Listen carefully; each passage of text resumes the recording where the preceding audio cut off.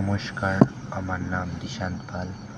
আমি নেতাজি বিদ্যা মন্দিরের দশম শ্রেণীর ছাত্র।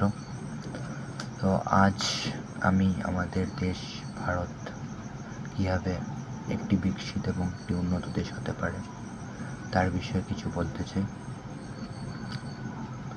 তো আমাদের দেশ ভারত এক সময় ছিল সোনার চিড়িয়া, কিন্তু শতাব্দীর পর শতাব্দী বিদেশি শাসনের কারণে আমরা পিছিয়ে পড়েছিলাম।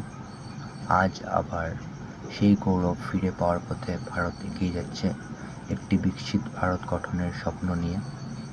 আজ ভারত বিশ্বের চতুর্থ বৃহত্তম অর্থনীতি।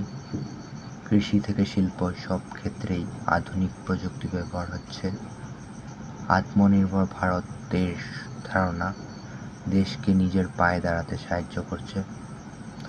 একটি বিকশিত দেশ হতে হলে শিক্ষিত নাগরিকের প্রয়োজন। তার জন্য গ্রামীণ এলাকাতেও শিক্ষা পৌঁছে দিতে হবে।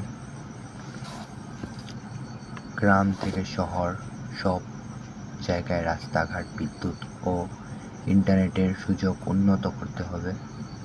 উন্নয়নের সঙ্গে পরিবেশ রক্ষা করাও জরুরি। দূষণ কমাতে বৈদ্যুতিক গাড়ির ব্যবহার বাড়ছে। আজ ভারত জাতিসংঘ, G20 ও অন্যান্য আন্তর্জাতিক মঞ্চে গুরুত্বপূর্ণ ভূমিকা পালন করছে।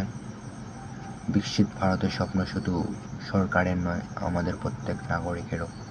যদি আমরা সবাই নিজের কাজ সৎভাবে করি, শিক্ষা ও পরিবেশকে গুরুত্ব দেই, তবে খুব শীঘ্রই আমাদের দেশ হবে এক সত্যিকারের বিকশিত ভারত।